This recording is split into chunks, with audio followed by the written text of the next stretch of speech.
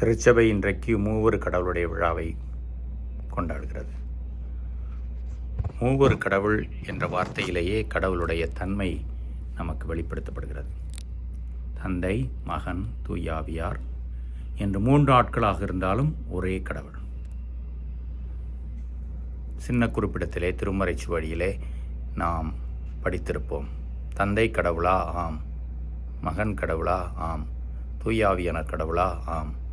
மூவரும் 3 கடவுளா? ஒரே கடவுளா? ஒரே கடவுள். நம்முடைய கணக்குக்கு ஒத்து வராத கேள்வி இது. 1 கூட்டல் 1 கூட்டல் 1 3 என்றுதான் வர வேண்டும். ஆனால் ஒரே கடவுள் என்பதை அவரே வெளிப்படுத்தி இருக்கிறார். அதிலும் குறிப்பாக இயேசு வழியாக வெளிப்படுத்தப்பட்ட இந்த உண்மை தொடக்க கால திருச்சபையிலிருந்து விசுவாச சத்தியமாக ஏற்றுக்கொண்டு வழிபாடு நடக்கிறது.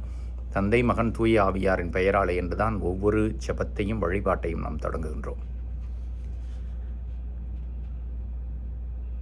தொடக்கத்திலேயே கடவுள் 3 ஆட்களாக இருந்தார் என்பது தொடக்க நூலிலேயே நாம் அறிந்திருக்கிறோம். ஆனால் முழுவதுமாக வெளிப்படுத்தப்பட்டது இயேசு வழியாக தான்.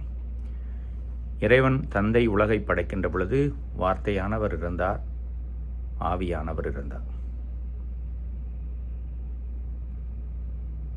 இயேசு திருமுழுக்கு பெற்ற பொழுது தந்தையினுடைய குரலில் கேட்டது தூய ஆவியானவர் புறாவை போல் வந்தார். தந்தை, மகன், தூய ஆவி என்ற இவர் 3 ஆட்களும் ஒரே ஞானம், ஒரே வல்லமை, ஒரே தெய்வ இயல்பு, எல்லாவற்றிலும் ஒன்றாகத்தான் இருக்கிறார்கள். ஒருவேளை நாம் முகமுகமாய் கடவுளை காணும் வாய்ப்பு பெறுகின்ற பொழுது இன்னும் கொஞ்சம் சிறிது ஆழமாக இதை புரிந்து கொள்ள முடியும். அதுவரை மனதை போட்டி குழப்பிக் கொள்ளாமல், சிந்தனையை எப்படி இது என்று கேள்வி கேட்காமல் கடவுள் வெளிப்படுத்தியதை விசுவாச சத்தியமாக ஏற்றுக்கொண்டு கடவுளை ஆராதிப்பது தான் நல்லது. தந்தையினுடைய விருப்பம் நம்மிலே நிறைவேறி இயேசுவின் வழியிலே நாம் நடந்து தூயாவியன் துணையோடு இந்த உலக வாழ்வை நாம் முடித்துக் கொள்வது நல்லது. இந்த உலகிலே நாம் வாழும் வரை தந்தை, மகன், தூய ஆவியானவர் இவர்களுடைய உறவு நம்மை நல்வழிக்குத்தான் நடத்தும் என்பதை நாம் மறக்கக்கூடாது. இன்றைய 2ஆம் வாசகத்திலே புனித பவுல் கொரிந்தியருக்கு எழுதுகின்ற பொழுது தந்தையினுடைய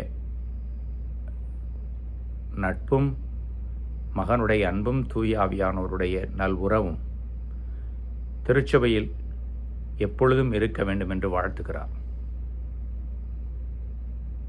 கடவுளிடம் நம்மை சரணடைய வைத்து தந்தை, மகன், தூய ஆவி என்ற இந்த 3 கடவுளுக்கு நம்முடைய வாழ்வை அர்ப்பணிப்போம், ஆராதிப்போம். இறைவன் என்றென்றும் வாழ்த்து பெறுவாராக.